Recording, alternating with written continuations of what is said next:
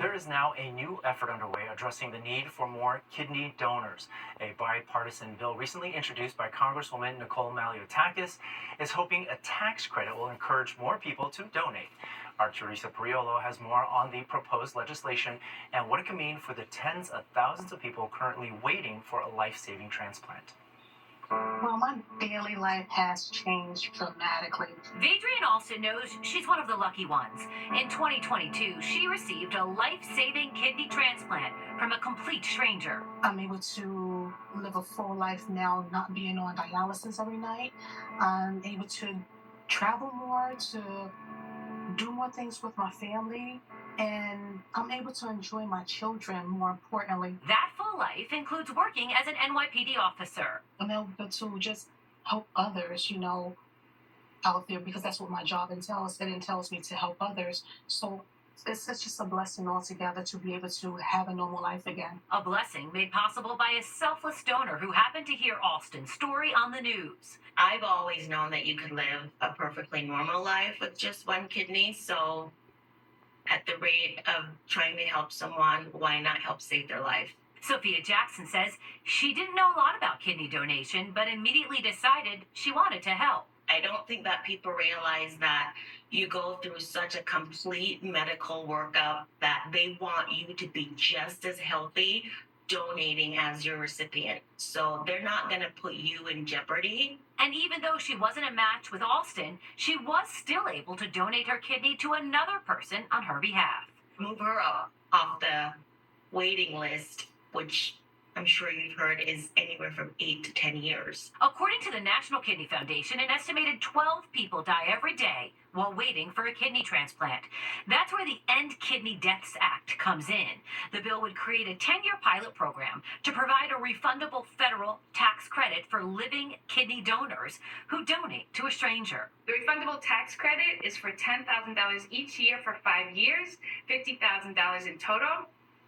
We estimate by the 10th year that we will have saved the lives of 100,000 Americans. Elaine Perlman is leading the effort to modify the National Organ Transplant Act. She's also a kidney donor. After donating, I began to read about the kidney shortage, and I recognized that it's a solvable problem.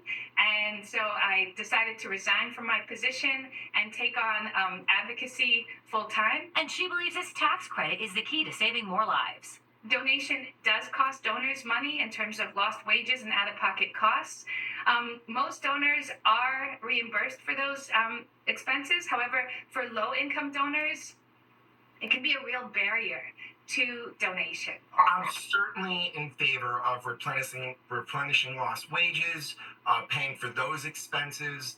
Dr. Andrew Flesher is a professor of public health at Stony Brook University. He also chairs the ethics committee for the Organ Procurement Transplant Network, as well as the New York State Transplant Council Ethics Committee. So the idea with living donation is that it always be something that is cost neutral, which is to say one shouldn't be paid for giving the organs, but one shouldn't incur undue costs for trying to engage in this wonderful privilege and altruistic thing, which is to give the gift of life. And while Dr. Flesher says he's okay with removing financial barriers for living kidney donors, he believes there's a fine line that cannot be crossed when it comes to financial incentives. I would not be in favor of the End of Kidney Deaths Act going any further than it does by financially compensating living donors more. And the reason is that, the reason notice strictly prohibits the sale of organs is to prevent exploitation and coercion of the vulnerable. For a kidney donor like Sophia Jackson, she believes this act could make a real difference. So I think if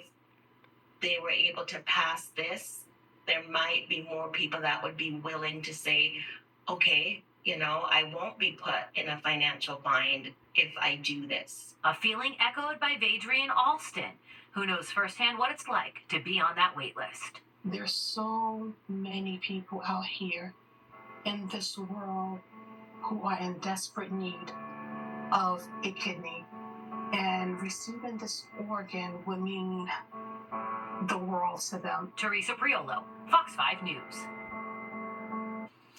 And tonight, an investigation has been opened into the sinking of that super yacht off the coast of Sicily. Up next, the charges being weighed now by prosecutors in Italy after 7 people died on board.